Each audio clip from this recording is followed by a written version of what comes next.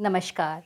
अपने हिंदी क्लास में विद्यार्थियों आपका हार्दिक स्वागत है। इस वीडियो में मैं आपके सामने आज एक ऐसे वाक्य लेकर आई हूँ जो कि अलग-अलग वाच्य के हैं और जिसमें उस तरह के सूत्रों का प्रयोग नहीं हुआ है जिस सूत्रों के माध्यम से मैंने आपको वाच्य को पहचानना सिखाया था, लेकिन फिर भी वो कर्म, कर्तरी और भाववाच्य के वाक्य हैं। तो देखते हैं।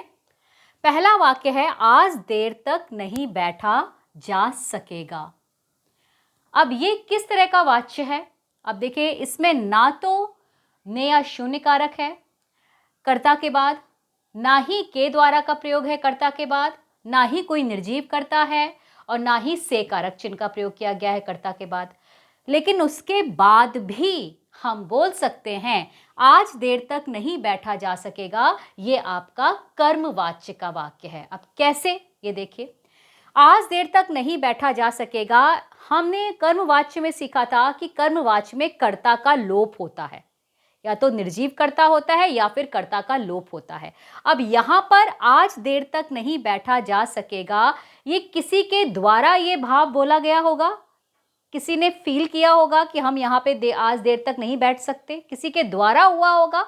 तो वो जो कर्ता है वो यहाँ पर अनुपस्थित है, यानी कि कर्ता इस वाक्य में नहीं है, कर्ता का लोप है। और लेकिन उस कर्ता को ध्यान में रखकर यह वाक्य लिखा गया है, आज देर तक नहीं बैठा जा सकेगा, इसीलिए ये कर्मवाच्य का वाक्य है। अगर ये मैं बोलूं कि रमेश के द्वारा आज देर तक नहीं बैठा जा सकेगा, तो आपको तो समझ में आ जाएगा कर्मवाच्य का है। लेकिन वो जो रमेश है वो इसमें लोप है, अनुपस्थित है, लेकिन पूरा वाक्य उसी के अनुसार लिखा गया है। तो यहां पर क्या है, ये कर्मवाच्य का वाक्य है। तो जहां पर कर्ता अनुपस्थित होता है और जो वाक्य की का जो भाव है, वाक्य की जो तथ्य है या वाक्य में जो क्रिया का प्रयोग किया गया है वो उसके अनुसार हुआ है, तो वहां पर कर्मवाच्य होगा।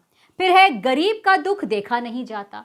अब यहाँ पर भी देखिए कोई सूत्र नहीं है, न के द्वारा, न से, न ने या शून्य कारक। उसके बाद भी यदि आप इस वाक्य को ध्यान से देखें, गरीब का दुख देखा नहीं जाता। अब गरीब का दुख देखा नहीं जाता, ये कोई तो किसी के मन में तो बात उठ रही है, या तो ये मैं कहूं कि मेरे द्वारा गरीब का दुख देखा नहीं जाता, यानी कि मैं हूं इस वाक्य में लेकिन आपको दिख नहीं रही, यानी कि मैं अनुपस्थित हूं।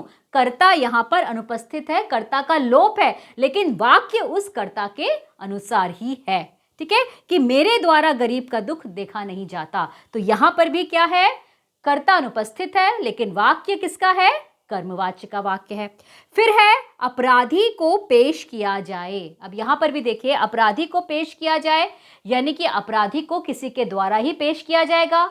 अब अपराधी को पेश करने की बात आ रही है तो कोई लेकर आएगा अपराधी को, तभी वो कोर्ट में पेश किया जाएगा। तो जब कोई लेकर आएगा और वो लेकर आने वाला व्यक्ति अनुपस्थित है, यानी कि कर्ता अनुपस्थित है, काम करने वाला, तो ये वाक्य भी आपका कर्मवाच्य का वाक्य होगा। उसके बाद है, यहां किसी की बात नहीं सुनी जाती। स्वाभाविक है, कर्मवाच्य का वाक्य है। यहां किसी की बात नहीं सुनी जाती, यानी कि ये बात किसी के लिए बोली गई होगी कि उसके द्वारा यहां किसी की बात नहीं सुनी जाती, वकील के द्वारा यहां किसी की बात नहीं सुनी जाती। कोई भी एक कर्ता हो सकता है, लेकिन कर्ता इस वाक्य में क्या है, अनुपस्थित है। तो ये आपका कर्मवाच्य का वाक्य है। उसके बाद है, धन पानी की तरह बहाया जा रहा है। धन पानी की तरह बहाया जा रहा है, यहां पर कर्ता जो हमें सामने दिख रहा है वो धन है, लेकिन धन क्या है, निर्जीव है, खुद तो नहीं बह सकता, किसी के द्वारा ही पानी की तरह बहाया जा रहा होगा। तो यहां पर क्या है, आपका कर्मवाच्य है। जहां पर कर्ता निर्जीव होता है वहां पर हमारा कर्मवाच्य होता है। फिर आगे ये सेंटेंस है आपका छठवां, अब थोड़ा आराम किया जाए। ठीक है, अब यहां पर जैसे मैंने आपको बताया था, किया जाए, चला जाए, घूमा जाए, रोका जाए, देखा जाए, जो इस तरीके के वाक्य होते हैं वो हमारे भाववाच्य के वाक्य होते हैं। यहाँ पे भाववाच्य का वाक्य है, लेकिन ना तो यहाँ पर से कारक चिन्ह है, लेकिन उसके बाद भी हम यहाँ पर जो भाव निकल कर आ रहा है वो ये है, अब थोड़ा आराम किया जाए। ठीक है, फिर है, चलते हैं। सिंपल एक वाक्य है, इस तरह के वाक्य भी परीक्षा में पूछे जाते हैं। चलते हैं कौन सा वाच्य है? अब आप कहेंगे चलते हैं में ना तो कोई कर्ता है, ना कोई से है कारक, ना के द्वारा है, ना ने, ना शून्य कारक, कुछ भी नहीं है, सिर्फ एक वाक्य लिखा है, चलते हैं। तो आप खुद ही सोचिए ये किस तरह का वाक्य होगा, ये कर्तृवाच्य का वाक्य है, चलते हैं। अगर हम इसको भाववाच्य में बनाएं तो क्या आ जाएगा, चला जाए। तो ये वाक्य क्या है आपका? चलते हैं, देखते हैं, रुकते हैं, खाते हैं। इस तरीके के जो सिंपल वाक्य होते हैं वो भी हमारे कर्तृवाच्य के वाक्य होते हैं। फिर है ईश्वर सर्वव्यापी है। अब ईश्वर सर्वव्यापी है, ये कर्तृवाच्य का वाक्य है। जितने भी हमारे यूनिवर्सल ट्रुथ होते हैं जिनको हम बदल नहीं सकते, वो सारे वाक्य हमारे कर्तृवाच्य में आते हैं। ठीक है, उसके बाद है यह कविता उसने लिखी है।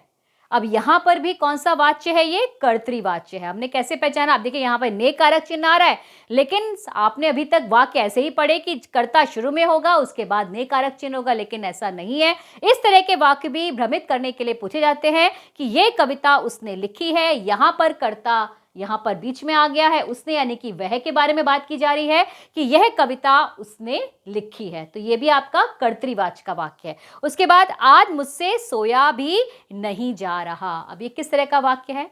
आज मुझसे सोया भी नहीं जा रहा, क्योंकि इसमें इस वाक्य का जो भाव है उसमें किसी की असमर्थता व्यक्त की गई है। तो जिस भी वाक्य में हम असमर्थता को व्यक्त करते हैं कि हमसे काम हो नहीं पा रहा, हमसे काम होगा नहीं, हम चल नहीं पाएंगे, हम रो नहीं पाएंगे, हम खा नहीं पाएंगे, तो वो सारे वाक्य आपके किसके होते हैं? भाववाच्य के होते हैं। तो ये आज मुझसे सोया भी नहीं जा रहा, ये आपका आज मुझसे सोया भी नहीं जा रहा है, ये आपका किसका वाक्य है?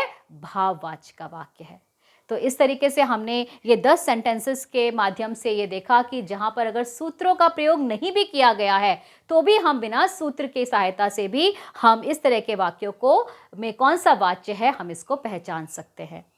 तो बच्चों, आपको ये वीडियो कैसा लगा कमेंट सेक्शन में लिख के ज़रूर बताएं। और भी जो आपकी इंक्वायरीज़ हैं और भी कुछ ऐसे भ्रमित करने वाले वाक्य हैं जो आपको समझ में नहीं आ रहे हैं, ये इसमें कौन सा वाच्य होगा, वो आप मुझसे पूछ सकते हैं। आप मेरे वीडियो को लाइक कीजिए, शेयर कीजिए, सब्सक्राइब कीजिए और खुश रहिए। Thank you.